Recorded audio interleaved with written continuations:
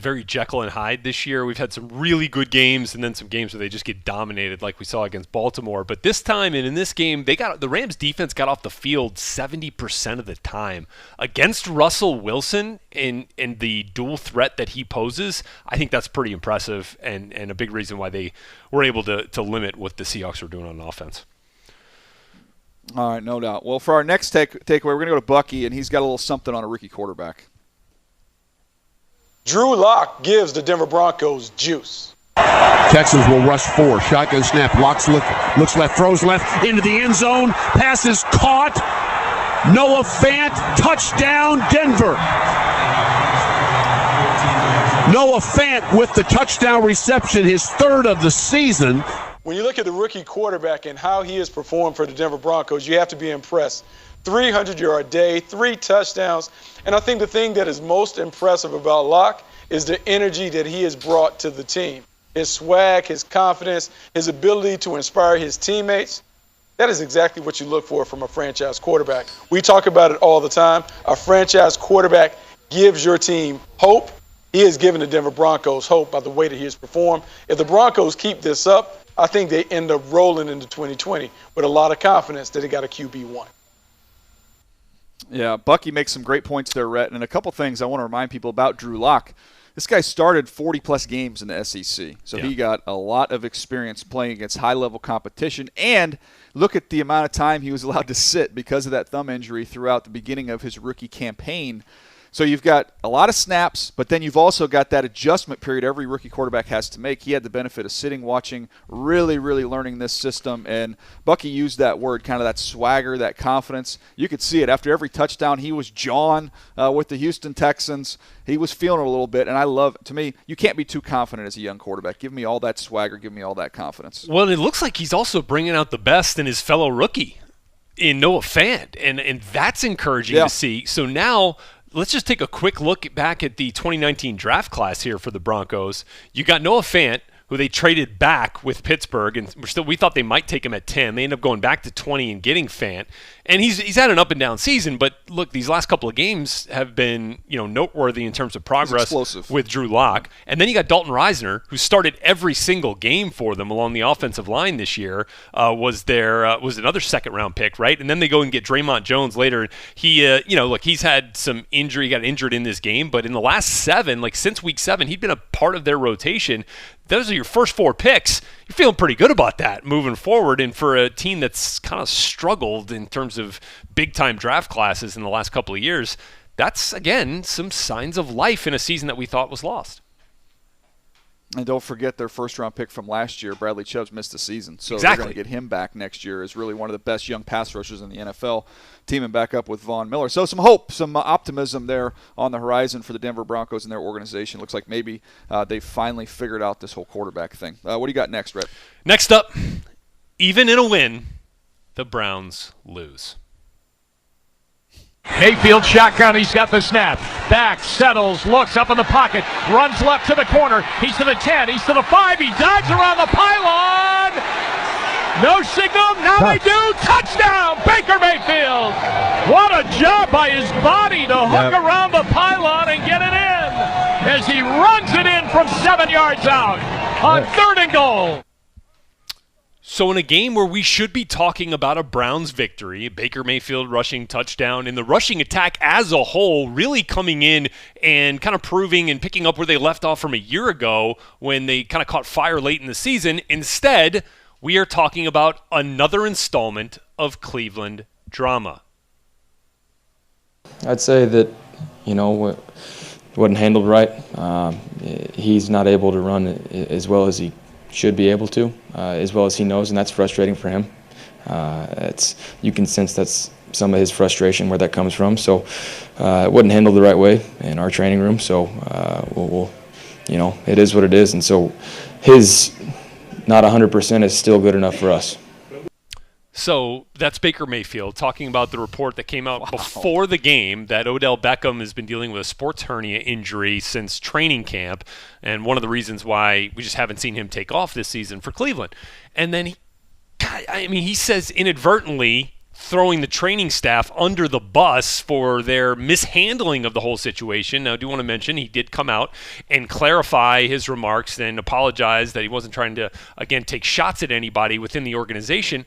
But again, this was after a win, and this is what we're talking about here. This is after a win. And this is not the first time. I want to just read to you a couple of headlines that I saw on Cleveland.com today. Again, after a win. This is what it says. Cleveland Browns beat Cincinnati Bengals, but uneasiness lingers. Another headline. The Browns have won 4 of their last 5 games, so why doesn't it feel like it?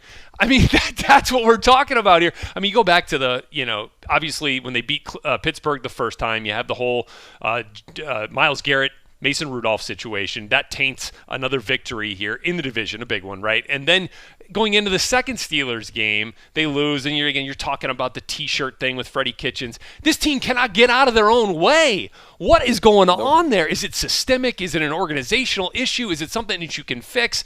I don't know, but man, you cannot sustain as a successful organization dealing with this kind of stuff week in and week out. I feel like I've given this speech so many times, I won't bore everybody with the same speech. I mean, it's 2 words, maturity and poise, and that's 2 things. And it's not just Baker Mayfield. It's an organization-wide situation there that they just lack. They don't have maturity. They don't have poise. They've struggled to handle adversity and success. Right. So, look, the Browns, again, a lot of pieces in place. Baker turned the ball over a couple times, but he's overall playing better. They're running the football really well.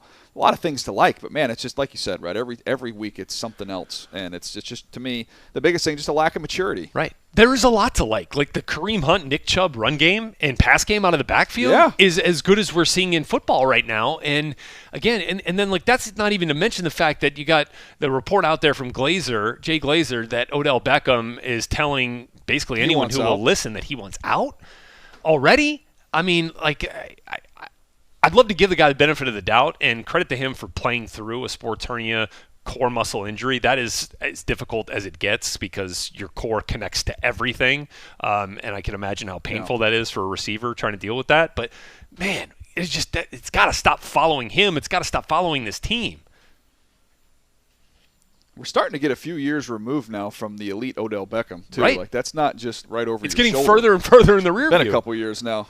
That's what I'm saying. So, anyways, something to keep an eye on. One thing is Cleveland always keeps it interesting. We can't accuse them of anything other than that. So, the schedule's still favorable as they come down the stretch here. I'm going to go up to the AFC East, a team that's ran that division what seems like forever.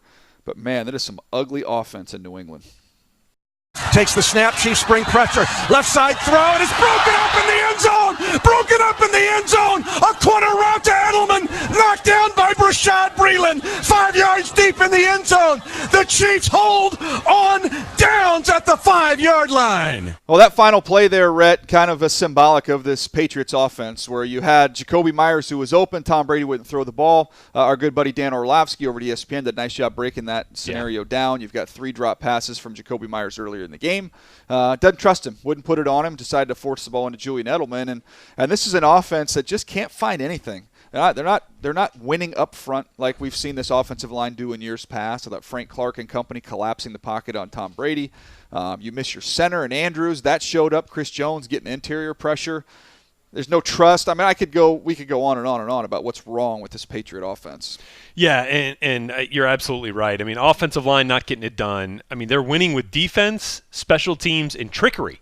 Trickery on offense. I mean, that's how they got their 2 best plays in this game was the flea flicker touchdown to Edelman to begin things, and then I think James White threw a pass to Jacoby Myers that was that went for a chunk play. So I'm looking at Mohamed Sanu had 39 snaps. He had 1 target and 1 catch on the day. N'Keal Harry played 2 snaps. 2.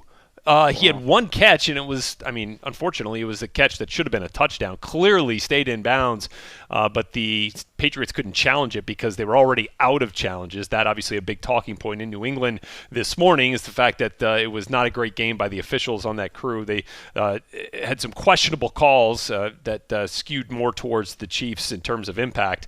So, and then Jacoby Myers, the 3 drops. I mean, you called it wide open on that 4th down, didn't go to him. But I think we should also give some credit to the Chiefs' defense. You remember we had Mike Garafolo on with us on the Aftermath last week and was talking about this is kind of a hallmark of Steve Spagnuolo-led defenses. The defensive coordinator for the Chiefs was with the Giants for a long time when Mike was there covering that team and was talking about how those defenses got better as the season went on. And that is absolutely the case here, and proving that they are definitely not a liability for the Chiefs moving forward, which is something we couldn't say a year ago. So that, of course, begs the question, does that make this team a more viable Super Bowl contender moving forward? I'd have to say yes.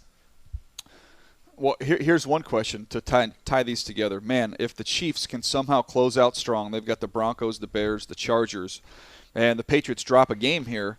Now you've got the Chiefs vaulting into that number 2 seed. I think the Chiefs, if they're the 3 seed, could still go to the Super Bowl. I do not think the New England Patriots, having to play that extra game, could make it all the way through. I just don't see that happening. Right. You want to see the Patriots at Arrowhead or the Patriots in Baltimore? I don't know. No. I don't think that'll happen. And, I mean, they still got to play the Bills again. And while I get the Bills didn't pass a test against the AFC elite with the Ravens this week, I mean, we'll get to that here in just a minute, but, that's not a given. The AFC East is not a given for the Patriots, which just seems strange to say heading into Week 15. No doubt. All right, let's get to our buddy Bucky here, who is the president of the Ryan Tannehill fan club. Ryan Tannehill is on fire. Play fake, Tannehill looking, throwing deep down the middle, going for Brown. Brown's got it at the 50, breaks the tackle to the 40, to the 30, to the 20, to the 10, to the 5, to the end zone. Ladies and gentlemen, that is 91 yards. Touchdown, Titans, their longest touchdown pass in over 5 years. The Titans quarterback has really been the biggest change for their team, for their offense.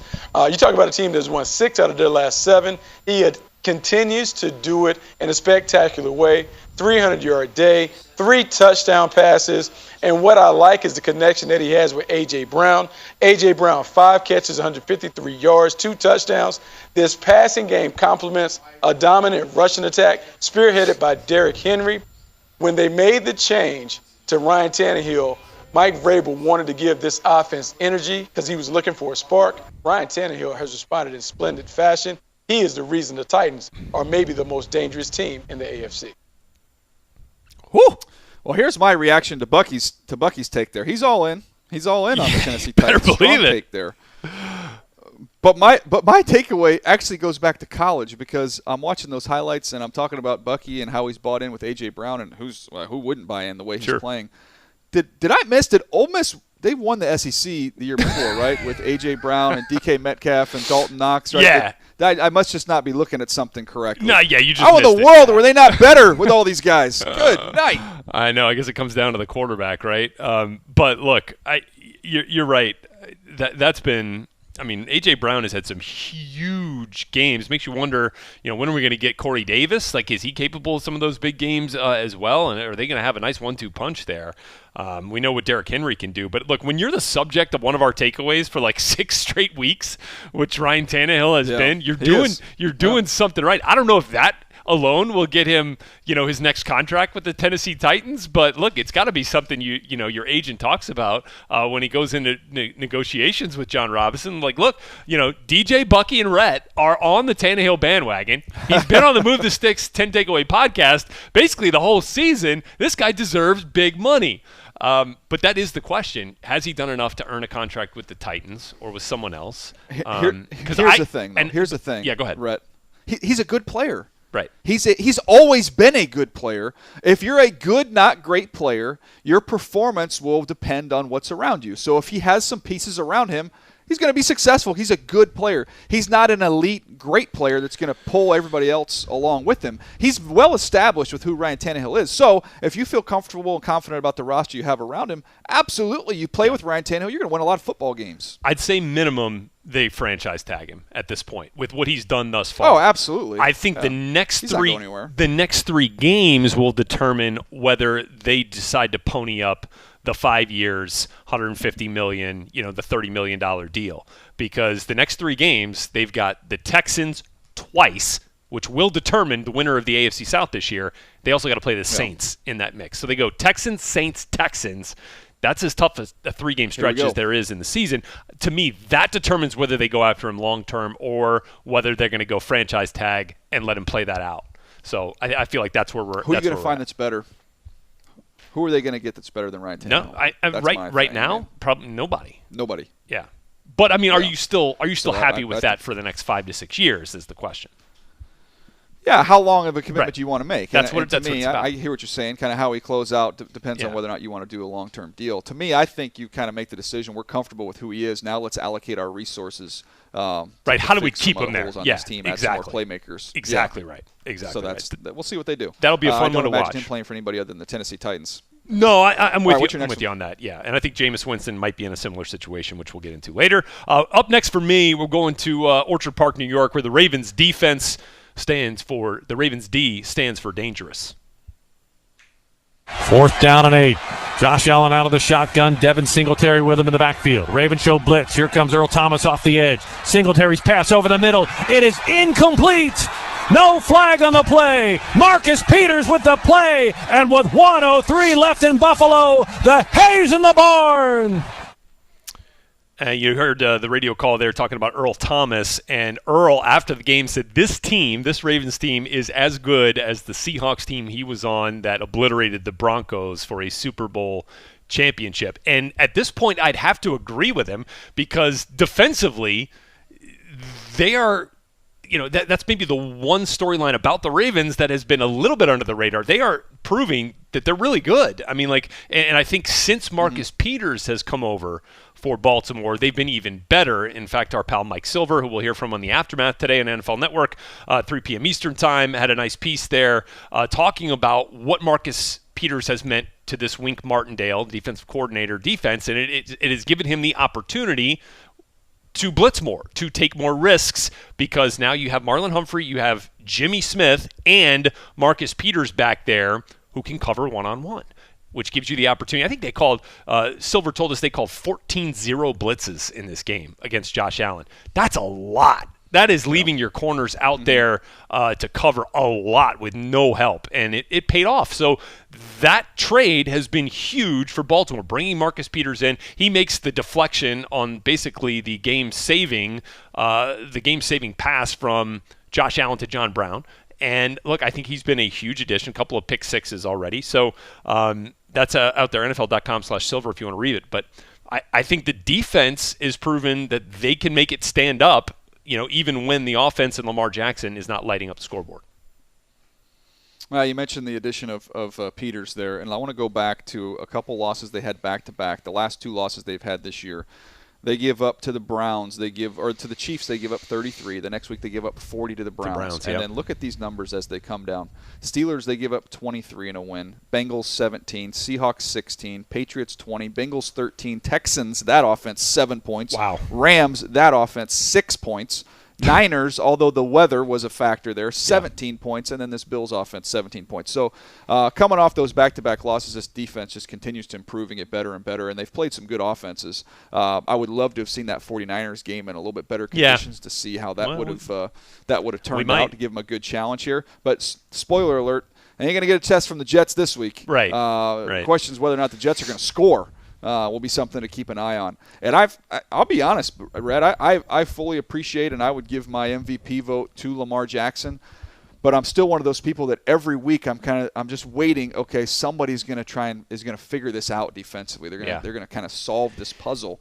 And I keep thinking it's going to be this week, and then it's not. Then it's the next week. Now, the 49ers slowed them down. Right. The Bills slowed them down. They've slowed it down, but when they've had to make plays, they've still found a way to make just enough plays to win the football game. No, and that's it. That's the key, right? When they really need it, I feel like you can count on Lamar. Even if it's 3rd and 8, you can count on him for 9 yards on a scramble. That's just the extra added dimension that you're just not going to get with every team in football right now. And, I mean, he still goes out there. The throw he made to Hayden Hurst with a defender coming in like a missile at his midsection and still on the money to Hurst, who races and outruns the rest of the defense for the touchdown, was as impressive as any I saw this week. So, he's got all the tools. The thing on the flip side of this game that does give me some pause for the Bills' prospects moving forward is I think we're seeing a little bit of a line here with the AFC elite the Ravens, and then a team that's very head on that line. A team that's very good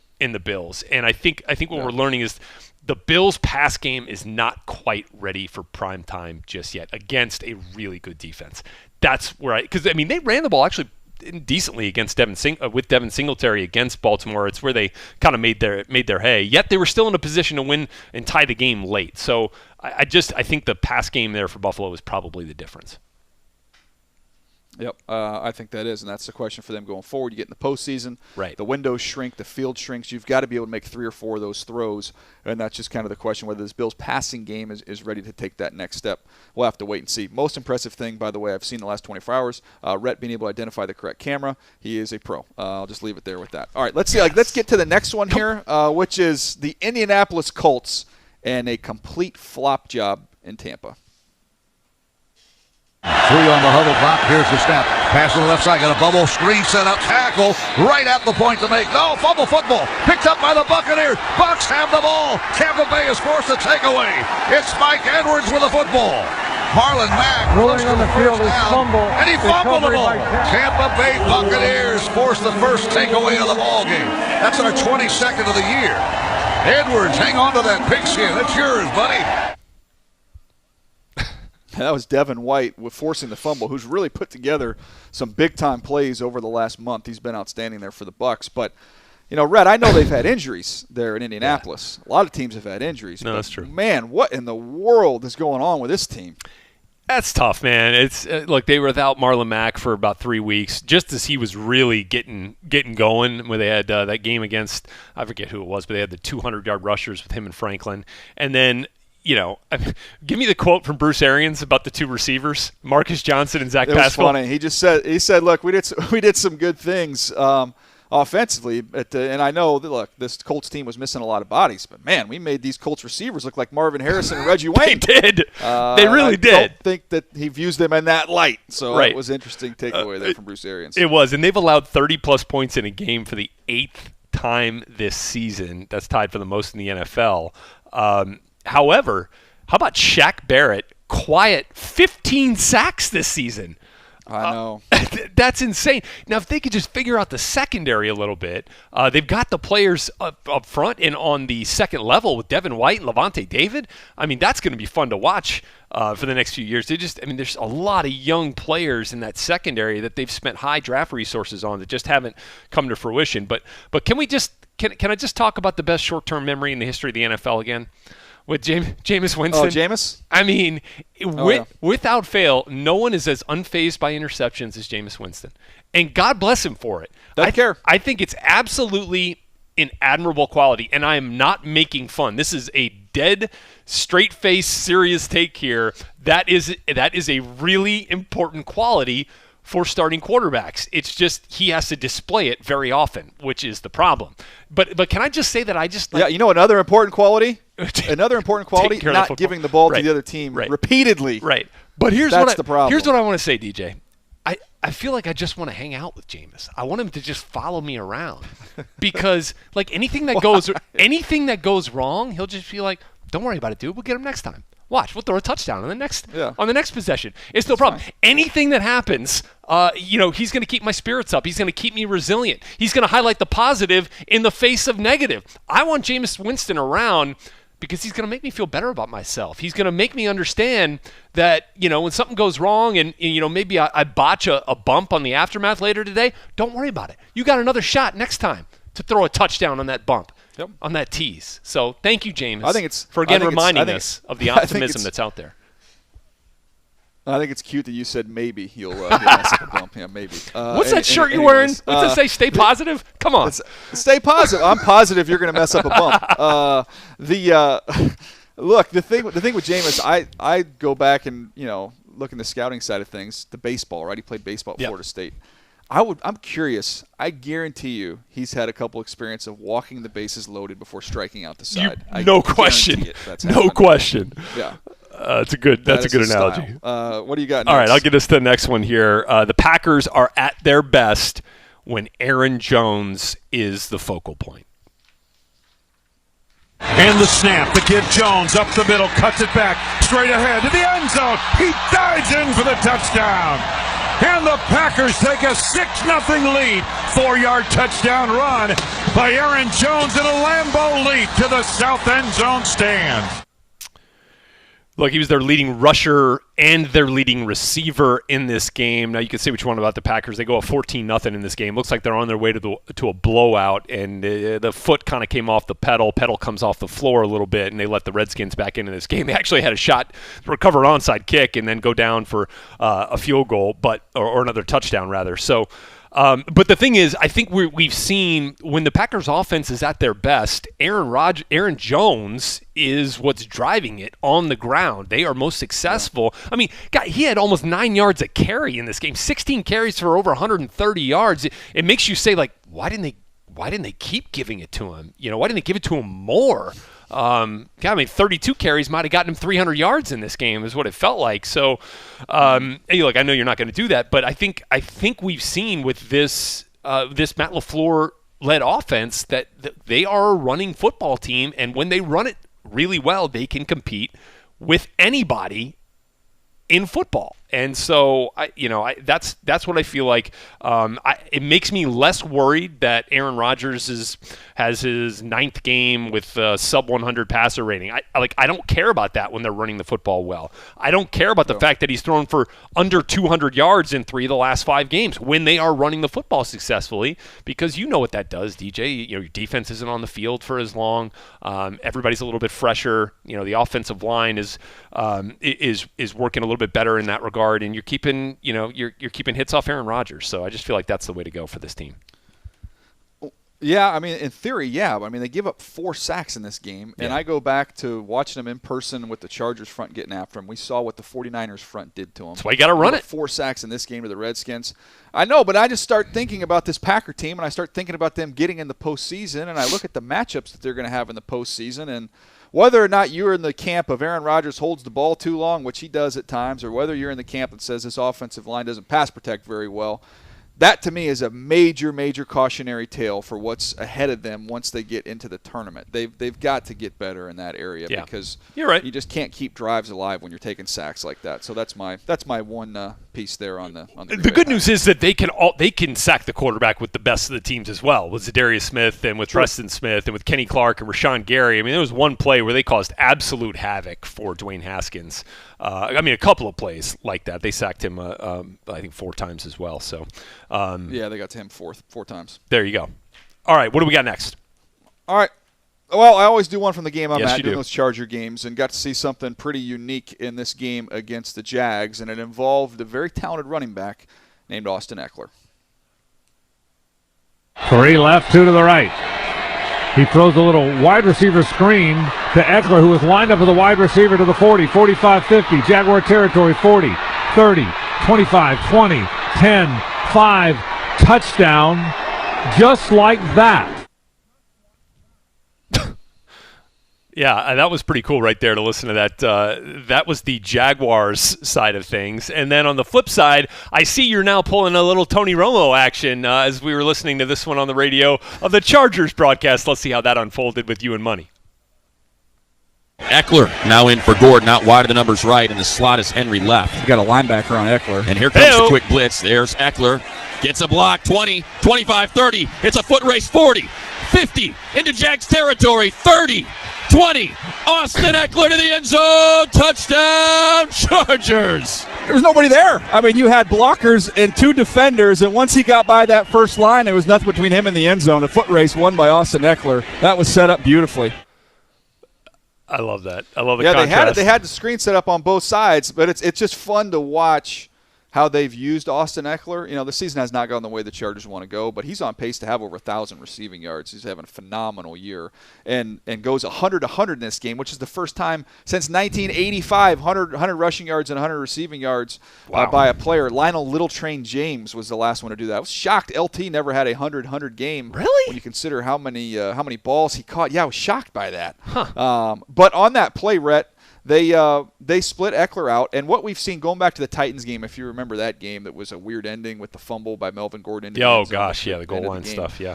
But they were splitting Austin Eckler out, and early on in that game, they were matching him with a linebacker, and he was tearing him apart. So then, about halfway through, the Titans switched. They ended up pulling the linebacker, put a safety out there.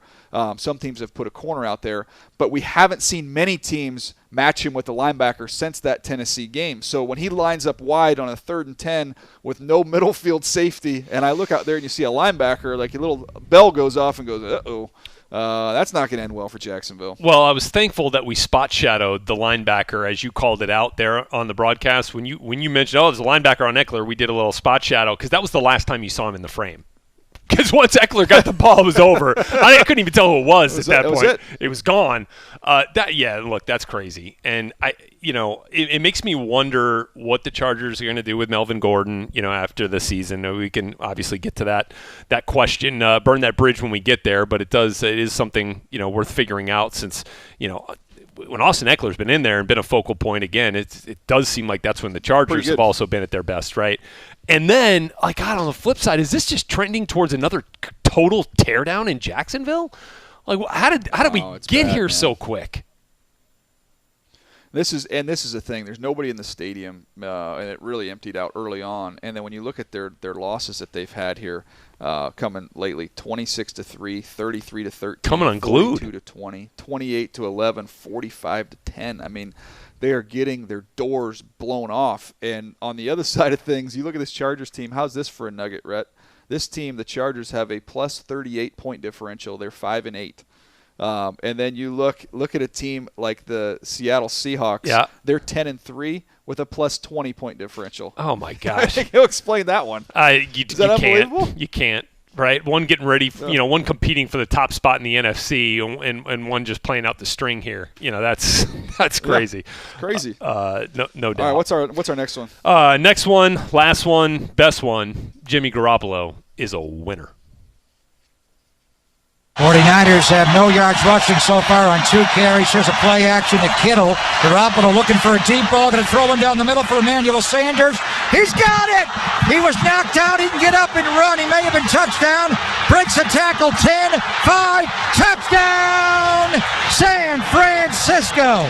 Here's your football game. High snap. Wisnowski got it down. Robbie Gould's kick is good!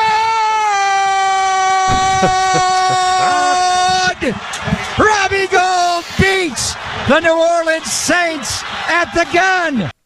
Oh, man, that was a game. My goodness, was that a game. Saints and Niners was the game of the week, game of the year. Had the little bit of that Rams-Chiefs feel from last year on Monday night, especially in the first half. They were just going score for score for score for score. And then this is what I'll say about it. Richard Sherman has been preaching it all season. He has scolded the media. And for whoever out there that has been questioning Jimmy Garoppolo and whether he was a reason for the 49ers' success or whether they were succeeding despite him, I think Jimmy Garoppolo put those questions to bed in this game because he went blow for blow and throw for throw with Drew Brees on this day, kept the 49ers in this game, got them a lead, and then had to sit there and watch Drew Brees with about a minute or so left on the clock march the Saints down for a touchdown drive that gave them the lead. So the vaunted 49ers defense gives up 46 points in this game, then gives the ball back to Jimmy Garoppolo down, right, 46-45, with 53 seconds left, and he engineers the game-winning field goal drive to go win on the road in the most hostile and toughest road environment the NFL has to offer, one of, if you want to argue Seattle or Arrowhead. But I'll put the Superdome up there with any of them, and he gets it done. The 4th down throw, I get it was a short throw, still a big play to be made, and obviously George Kittle deserves a lot of credit. But I think we have to recognize Jimmy Garoppolo as in this game, as a franchise quarterback, big boy, big spotlight type of win for this quarterback, and I think we need to start recognizing him as a true elite quarterback in this league. Yeah, he passes a confetti test. Yeah. I talk about the confetti test all the time. Can you imagine him hoisting the trophy with the confetti falling down? And I can do that with Jimmy Garoppolo. He's good enough for them to get all the way through the tournament. Interesting thing about Jimmy Garoppolo, Halloween is a marker because 9 touchdowns, 7 picks before Halloween, 16 touchdowns, 4 picks after Halloween. So he's really started to crank this thing up. And I think one of the key reasons for that, Emmanuel Sanders in that trade, we talk about personnel. There's a lot of different ways you can acquire talent. It's not just the draft. It's not just free agency. Don't forget that trade component. And as you look at the teams making their run towards the postseason, ask yourself this question. Would the Pittsburgh Steelers be still in contention without Minkah Fitzpatrick? Nope. No. Would the Baltimore Ravens be situated where they are without Marcus Peters? No. Would the San Francisco 49ers be exactly where they are right now without Emmanuel Sanders? No. I mean, these teams have made key pickups to help them make a push here to try and get where they all want to go. And I applaud those teams, not standing pat, trying to be aggressive, make something happen. And all these players have not just come in there and fit in. They've come in there and excelled and made a big difference. Look, that's a real credit to John Lynch and to Kyle Shanahan, because you go back, their three most reliable receivers last year, Marquise Goodwin, Trent Taylor, and Dante Pettis, all three of which have been virtual afterthoughts this season. I mean, you have basically completely, and they're still there, right? They're also there. Taylor's been injured the whole season. Marquise Goodwin he can't get on the field at this point, it seems. And Dante Pettis is, I know he's been a little banged up too, but it's been Kendrick Bourne, it's been Deebo Samuel, and it's been Emmanuel Sanders since he came over, and obviously George Kittle. But I'm just talking about at the receiver spot, you basically have a complete transformation, and you're still able, to get things done at that position. That definitely a credit to those guys, and for putting those guys in positions where they can succeed.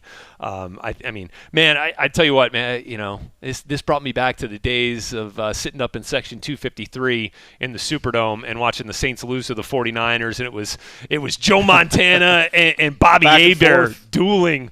It wasn't quite like that. Montana always won that one too, but that was a fun game to watch. I hope we get a chance to see it again in the playoffs.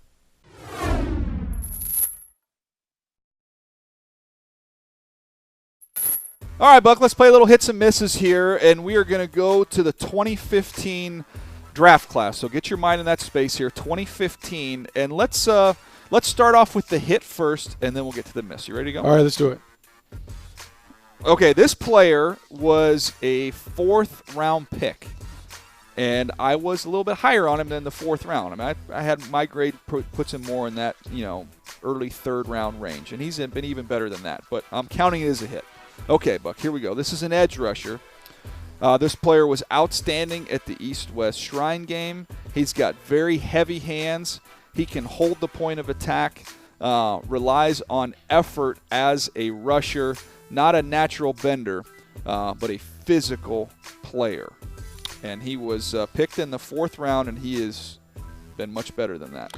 Okay, so I have two names that come to mind, DJ, and I'm thinking two guys who have been very, very solid as pros. I have Trey Flowers from Arkansas, who went to the New England Patriots and has made his way to the Detroit Lions. And then I'm looking at Zadarius Smith from Kentucky. And I'm beginning to think that Zadarius Smith is the guy that you're talking about, because coming out of Kentucky, he was more of a straight line guy. He had tools, but you just didn't know how he would fit. I'm going to say Zadarius Smith is a guy that you are higher on than Trey Flowers. Ding, ding, ding. You got that one correct there, Buck. Zadarius Smith, who has really, really blossomed this year as well. Somebody that can rush inside, outside. The effort has continued to be there. The heavy hands, that's something we've seen throughout his NFL career. And hindsight should have given him an even higher grade. But because I was higher than the rest of the league in terms of where he went, I'm giving myself a hit on this one, Buck. Look, it should be a hit because he has been outstanding. He's been a terrific get for the Green Bay Packers. And I don't know if we fully could appreciate him while he was in Baltimore, but since he has come over to Green Bay, Mike Pettin has done a great job of setting him up for these opportunities. And his effort, his motor, his hand skills, and his athleticism, they've been problematic for offensive coordinators trying to kind of contain him. He is a difference maker. He is much better than a fourth-round player. All right, let's get to my miss here. This is a player that was selected in the third round, but somebody that I actually had. He was my 24th overall player, so I had him as a mid-late first-round pick type talent, and he has not been that. You ready? Yeah. This guy's a right defensive end, aligns in a two-point stance, very active hands, excellent effort, can a lot of knife through TFLs, tackles for loss. The burst is there, but the finish is questionable. Does need a runway as a rusher, and he Did not pan out, Buck, and I was too high on him. It's a miss. It's a miss, man. Okay, so let's see what we have here. I'm looking at Eli Harrell from Virginia. Daniil Hunter has been a hit from LSU, so Yes, I'm going to scratch him off the list. I have Henry Anderson from Stanford. Maybe Henry Anderson. Maybe you were high on Henry Anderson. Henry Anderson, maybe? No, it is not Henry Anderson. You've already mentioned the name, though. You're right there. Henry Anderson, more of an inside guy too, is a kind of a big power player. This guy more of an stand-up edge rusher. You mentioned him. Oh, Eli Harold, huh? Eli Harold from Virginia. Eli Harold. Wow, you had a big rate on him? Eli Harold. I took a big bite of the Eli Harold apple there. I just love the explosiveness, Buck, but he wasn't a finisher, and that's a great lesson. We always talk about the breadcrumbs here of truth you can look when you go back and find these reports that you've missed on guys, and guys that don't finish, that's a problem. And needing a runway to get going, that's another problem. So the warning signs were there. Didn't listen to him. Yeah, like it's tough, and pass rushers are hard. And even though we have found top pass rushers in rounds outside of the first round, they are tough to identify. And a lot of times we talk about sack production translating, but it is easy to kind of get tempted with guys that kind of flash and get there but don't finish, because we always think that part of their game can improve. But maybe over time we begin to learn that if they can't get the fish in the boat when they're young, they're going to have a tough time getting the fish in the boat when they're older.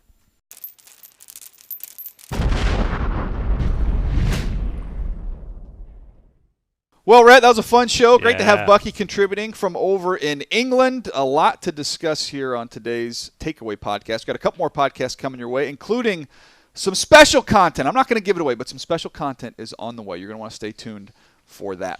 That's going to do it for us today. Thanks to everybody behind the glass for making this thing go. Rhett Lewis for Daniel Jeremiah for Bucky Brooks. This has been Move the Sticks, presented by AARP. Thanks for downloading Move the Sticks with Daniel Jeremiah, Bucky Brooks, and Rhett Lewis. For more, go to NFL.com/podcasts.